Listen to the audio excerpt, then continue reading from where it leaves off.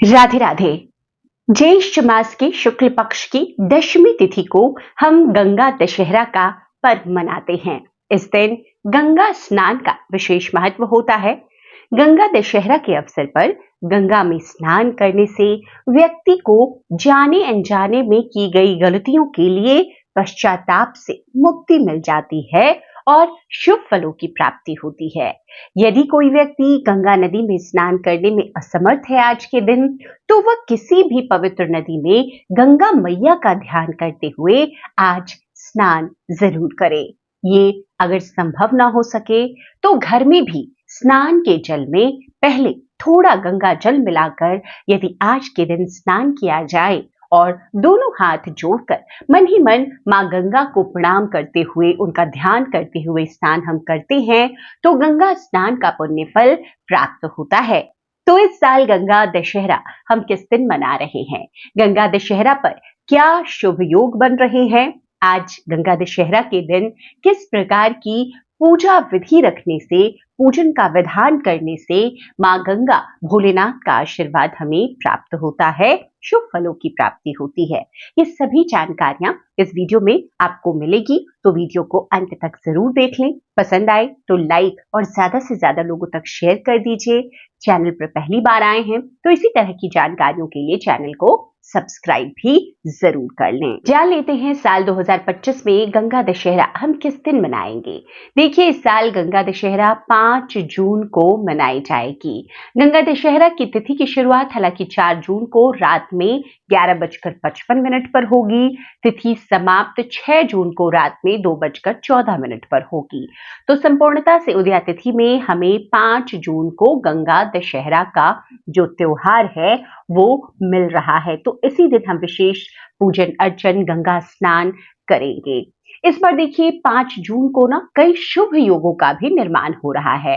इस साल सर्वार्थ सिद्धि योग बन रहा है। गंगा दशहरा पर सिद्ध योग का निर्माण हो रहा है और हस्त नक्षत्र बीत रहा है। तो इन तीनों का जो संयोग है ना बहुत ही शुभ होता है। और इस शुभ समय में, शुभ मुहूर्त में अगर हम गंगा दशहरा के दिन गंगा स्नान करते हैं, पूजन करते हैं, उसका फल हमें कई गुना प्राप्त होता है।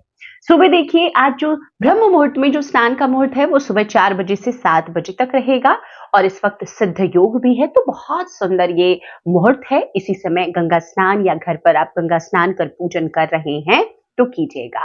देखिए, गंगा दशहरा के अवसर पर ना पितरों के निमित्त अगर हम तर्पण करते हैं, दान करते हैं, इसका भी बहुत पुण्य फल मिलता है। इसमें पितरों के नाम पर दान करने से उनका आशीर्वाद प्राप्त होता है।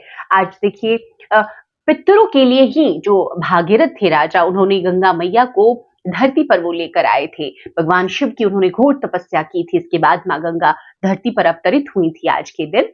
तो आज पितरों के निमित्त दान करने का बहुत पुण्य है। इसके साथ ही गंगा स्नान करने से मां गंगा का आशीर्वाद मिलता है। आज के दिन भोलेनाथ की पूजा आराधना आपको बहुत विशेष करनी चाहिए, क्योंकि भोलेनाथ ने ही स्वर्ग से मां गंगा को, जो उनका वेग था, अत्यंत वेग, अत्यंत प्रवाह में वो धरती पर आती तो पूरी धरती नष्ट हो जाती। तो भगवान ने अपने जटाओं से लेते हुए मां गंगा को धरती पर उतारा। तो ऐसे में आज के दिन भोलेनाथ का अगर गंगा जल से अभिषेक करें, पंचामृत से अभिषेक करें, हमारी समस्त जो हमारी इच्छाएं हैं, अगर हम विशेष पूजन अर्चन भोलेनाथ का आज करते हैं तो हमारी पूर्ण होती है। जैसे कि राजा भागीरथ ने पितरों को अपनी मुक्ति दिलाने के लिए मां गंगा को धरती पर लाने की भोलेनाथ के नाम का ही तप किया था और उन्हीं के तप से वो प्रसन्न होकर उन्होंने मां गंगा को धरती पर उतारा। तो इस प्रकार से आज भोलेनाथ की पूजा का भी बहुत महत्व होता है।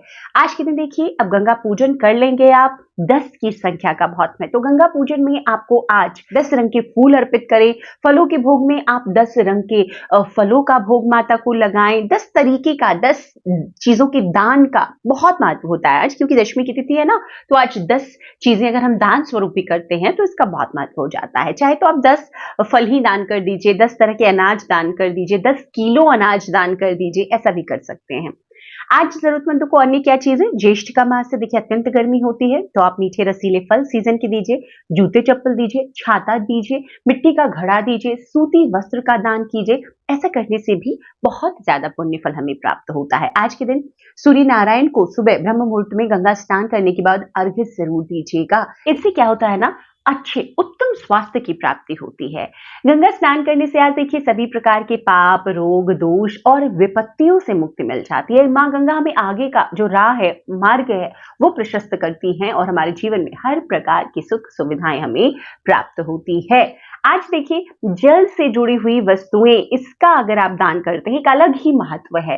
जैसे कि मिट्टी का घड़ा जल भर करके, एक पात्र, जल पात्र आप मिट्टी का दान कर सकते हैं। आप चाहे तो पीतल का, आप कोई भी एक पात्र लेकर आप दान करना चाहें जल भर करके, आज जरूर कीजिए। तो इस प्रकार से इस गंगा दशहरा पर आपको ये पूजन विधि रखनी है। दान पुण्य के कर्म मैंने बता दिया। पितरों के निमित्त आप भोजन कराना चाहते हैं, ब्राह्मणों को दान देना चाहते हैं, उनके निमित्त जरूर दान कीजिए। उनका भी आशीर्वाद आज हमें प्राप्त होता है। तो आज की जो तिथि है बहुत ही महत्व रखती है। भोलेनाथ का पूजन, माँ गंगा का पूजन, पितरों के निमित्त दान करते हैं अगर हम, तो हमारे जीवन में हर प्रकार की खुशियां मिलती है। समस्त पाप, रोग, दोषों से हमें मुक्ति मिल जाती है। उम्मीद करती हूँ ये सभी जानकारियां आपके लिए उपयोगी होगी। वीडियो अगर पसंद आए तो लाइक कीजिए, ज्यादा से ज्यादा लोगों तक शेयर जरूर कर दीजिए और चैनल पर पहली बार आए हैं तो इसी तरह की जानकारियों के लिए कृपया चैनल को सब्सक्राइब कर लें। नोटिफिकेशन के लिए ऑल बटन जरूर प्रेस कर दें ताकि आने वाले समय में सभी व्रत त्योहारों की संपूर्णता से सभी जानकारियां आपको सही वक्त पर पता चलती रहे। वीडियो देखने के लिए बहुत बहुत शुक्रिया। जय श्री राधे।